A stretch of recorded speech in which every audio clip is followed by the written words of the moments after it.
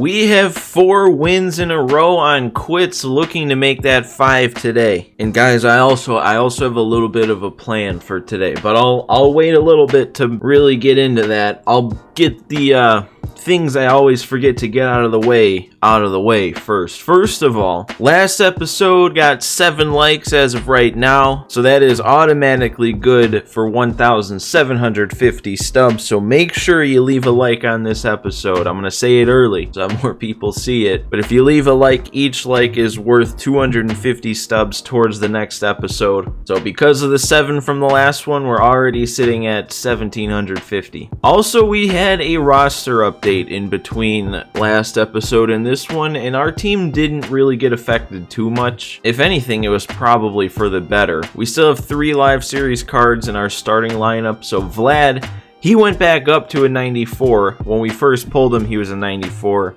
Then he went down to a 92. Now he's back to a 94. Pretty much all to his numbers against lefties, so that's good to see. Jose's overall didn't change, but I know he did get a little bit of a tweak. I'm not exactly sure what it all was, but he's pretty much the same. And Olsen, I'm pretty sure, got negatives across the board except for power versus lefties, but he's still at an 89 also. On the bench, I think Tyler O'Neill got a little bit better, but he's still an 84. Perez went up to an 86. I don't think anything changed with Yelich. I think Schwarber got a little bit better against lefties, but that's not really what we're using him for. And then Jordan, I think, went down a bit against righties, but he's still a gold. On the pitching side of things, Ohtani went from an 86 down to an 85, but that's not a huge deal. And then I think the only other change that at least I recognize here is Jake Diekman went from a 76 down to a 75, but again, he's kind of another guy that really doesn't matter too much for. But then the last thing we're here to talk about, and it kind of leads into my little plan for today's episode, is the Stub Bank. So in the last episode, remember, we pulled Buster Posey. He didn't have a spot on the team. I could have put him in on the bench for Yelich as like the secondary bench bat against lefties, but I just didn't feel like that was necessary.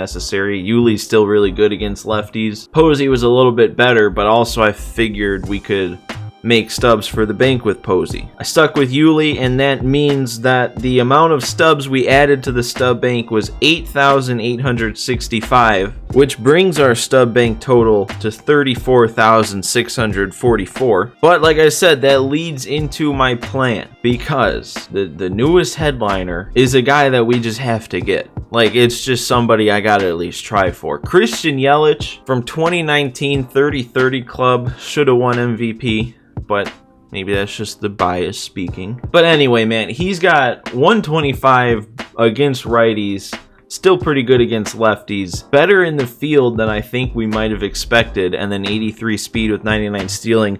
Like I said, I gotta at least try for him. Getting this guy a 99 overall in pack attack would be electric. But here's the thing, here's why there's a little bit of planning that's going into it. Instead of like how I usually do when I spend my Stub Bank stubs, I'm not gonna just spend the 34,000 stubs we have right now to get these packs. What I'm gonna do is I'm gonna wait till the end of the game. We're gonna spend our game stubs to get as many of these headliners as we can, and then, you know, if we get 2, if we get 3, we'll use the Stub Bank stubs to get the rest. Either way, we're getting 5 out of 5. The only reason I feel like I need to bring this up is because I kind of have a self-imposed rule that I'm not gonna use Stub Bank stubs to like round up from our game stubs to get packs, because if I did that, if I had a game where I make like 25,000 stubs or something like that, and then I just say, oh, I'll just take 5,000 from the Stub Bank and get a 20 bundle,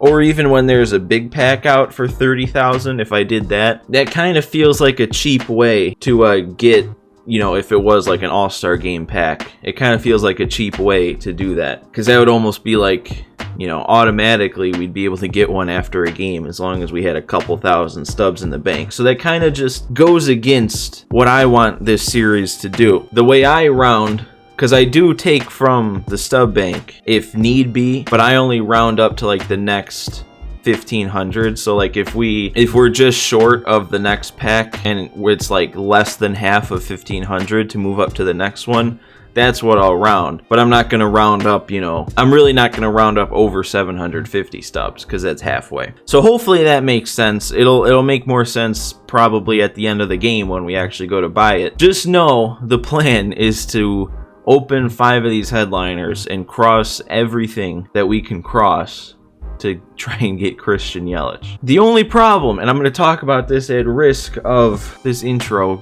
going way too long like I normally do. If I get Yelich, where do I put him? That's the thing. I'm going to try my best not to worry about it too much right now, but just know that it might be time.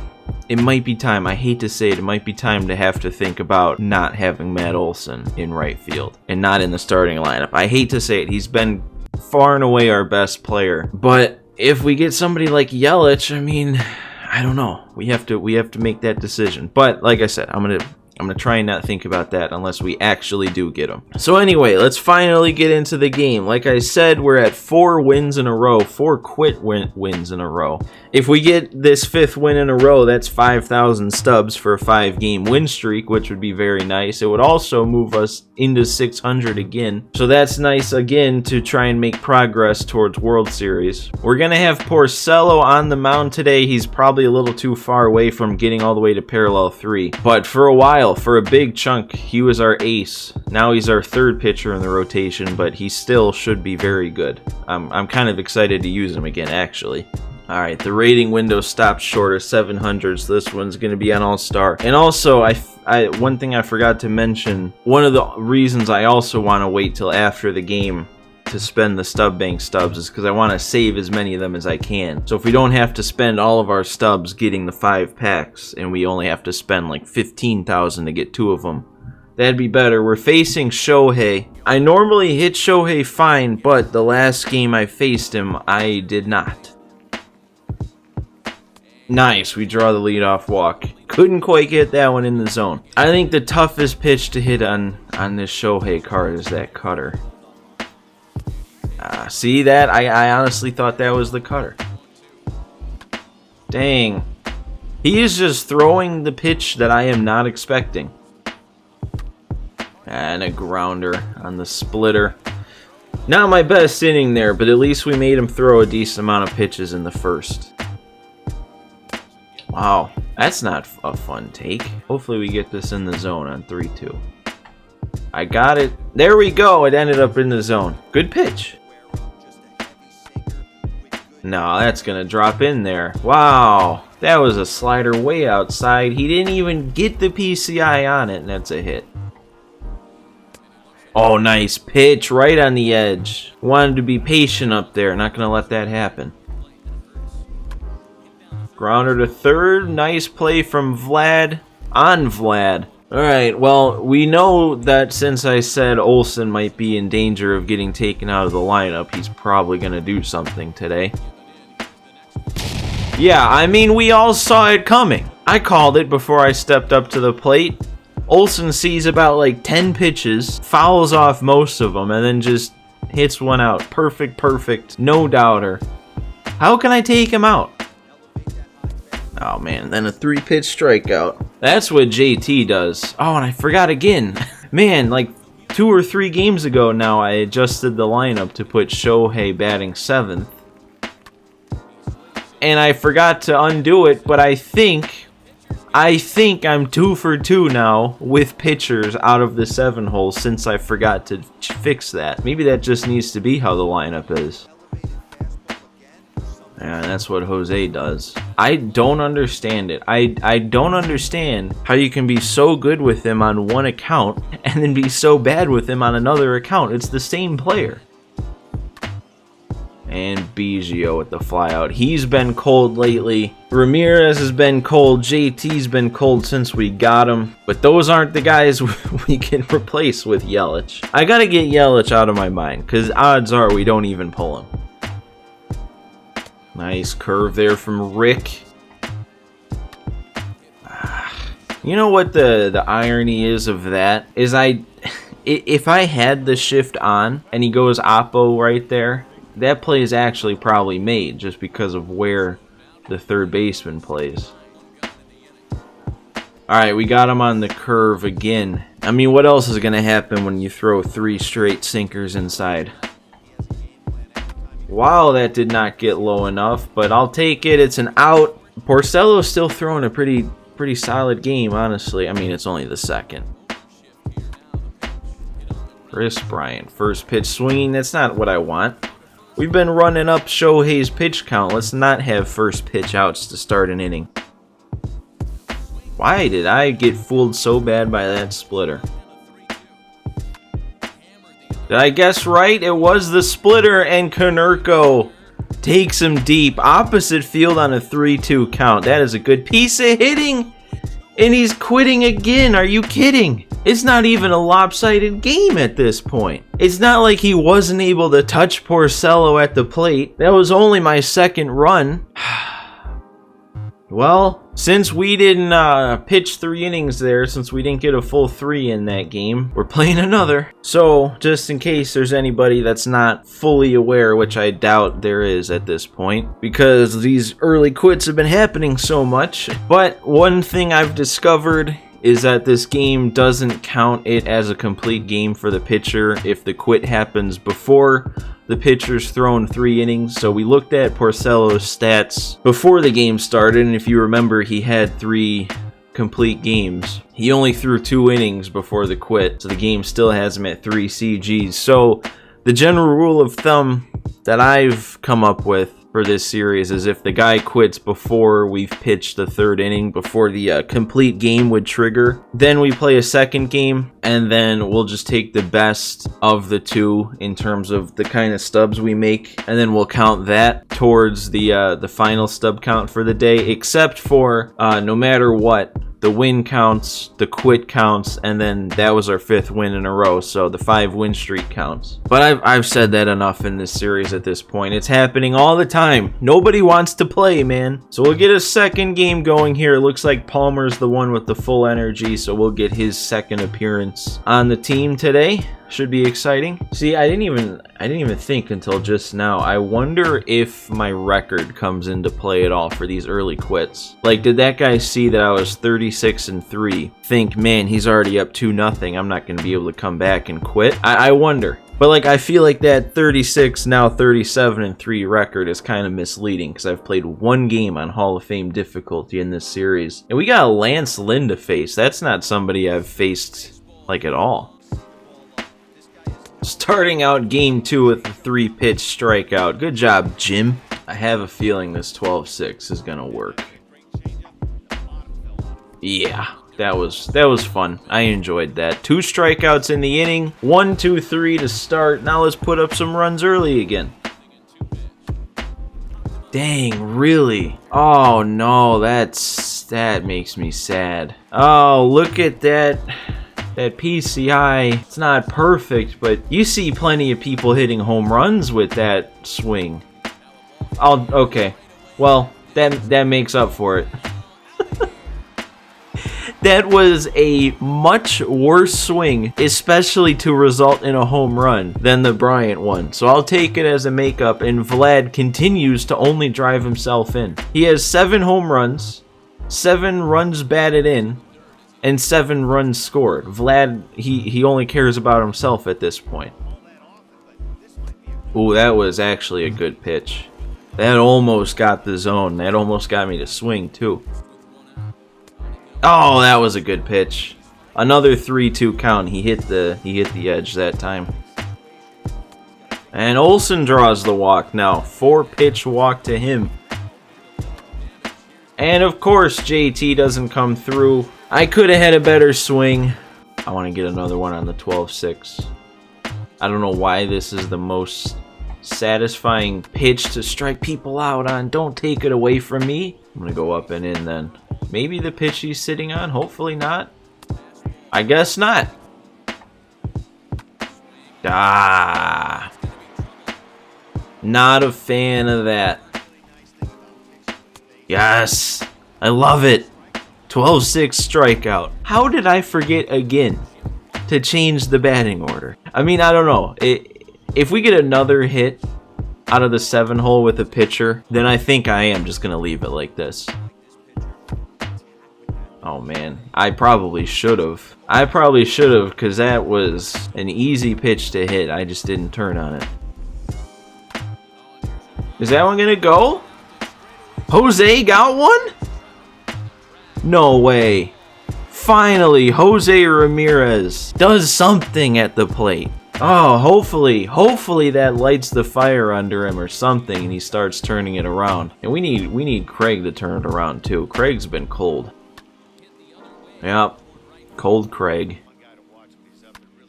Oh, I can't be missing that. That is a home run just asking to be hit. At least one more was added, and we've made him throw 44 pitches in 2 innings. What? He took it? Now I guess we go high and in. There we go. Sits him down. Is he going to get on this? Seriously? I only picked that up because I thought we might have a play if I did, and it didn't look like it was rolling foul, at least to me. It didn't look like it was going to make it. I don't think this will be 2, but it'll be 1. He is going first pitch. I slide step. JT got a perfect throw, and we didn't get him. That's just not my definition of a perfect throw. That was at his chest. A perfect throw would be right, right there to put the tag down. He's going to try and take third again. Yeah. I'd rather the strikeout, actually, because that's more stubs.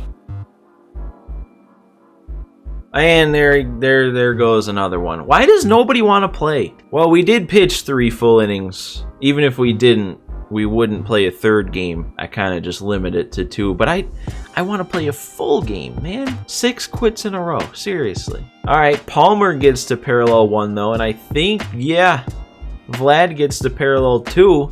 And Jose gets to parallel 1. We're going to have a lot of stubs today. Might not even need to dip into the stub bank to get all those headliners.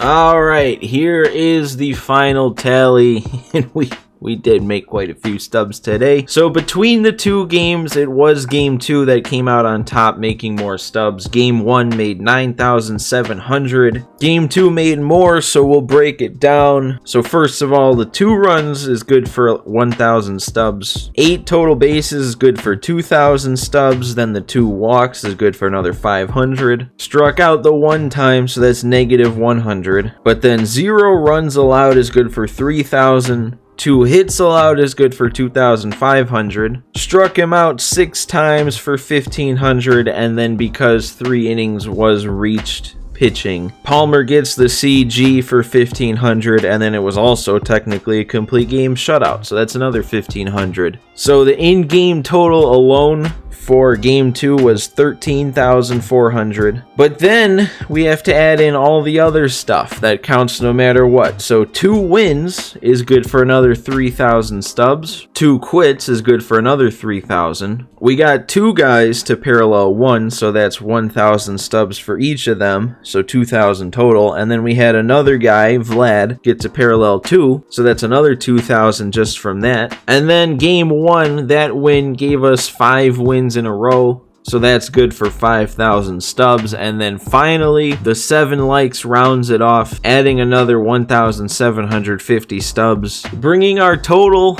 for the episode to 30,150. Alright, so here's the deal. Here's how we're going to go about it. These first 4 are just going to be like normal. So 4 headliners, that cost 30,000 stubs. So we're going to, for now, send that extra 150 stubs off to the stub bank. And then these 4 packs, since we bought them with our game stubs, anything we don't keep on the team, that will be sold to then add further to the stub bank. And then if we haven't pulled Christian Yelich at the end of these 4 packs, we're going to dip into the stub bank again, buy that 1 more headliner, and see if we can get lucky. So let's go for it, man. The first of 4.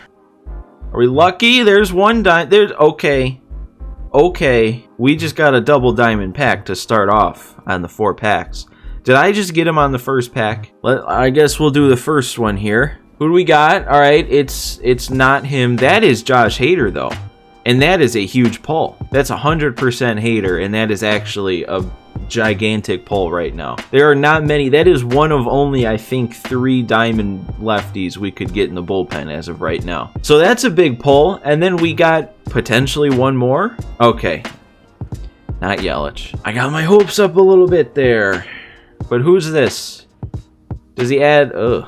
Yeah, I'll just sell him. I mean, everything else aside, I personally, if I'm being completely honest, he's not an upgrade over Shohei. And with Carlos Rodon to parallel 2, and with how good he's been, don't see him as an upgrade to Rodon either. So we'll sell him. He'll still have some worth. We'll sell him into the Stub Bank. That'll actually, if he's selling now for 7,500, that's actually kind of a decent amount to add. That actually covers the one more pack if we need it. And man, all that, we still have 3 more before the 1 extra. Not quite as lucky this time. All right, 2 more.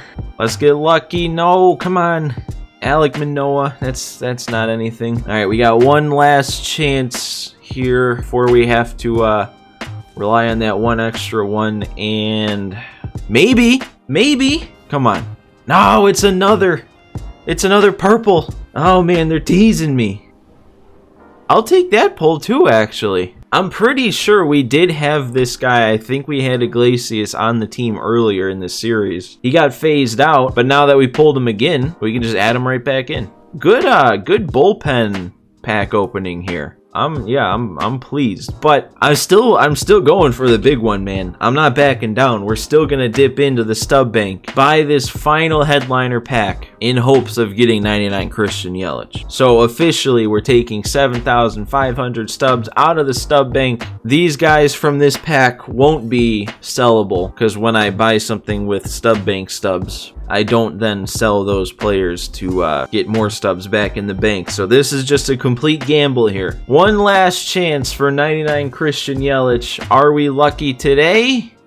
No. I mean, I feel like I can't be upset. 3 diamonds were pulled out of the first 4 packs. One of them is going to sell, honestly, the one Bauer, he's going to cover this pack I just opened. And then the other 2 are going to bolster our bullpen. So I feel like I can't be mad, but man, I really did get my hopes up for getting Yelich. But that's fine. All in all, another good episode of Pack Attack. Playing 2 games in 1 is good for my goal of continuing to try and move up in the rating. And we're on a nice little streak again. So make sure you come back for the next one to see if we can keep that streak alive. So subscribe to the channel to do that. Once again, make sure you leave a like on this video, because each like, that gives 250 stubs towards the next episode's packs. But that is going to do it for me in this one. Thank you guys for watching. I hope everyone enjoyed, and I'll see you next time.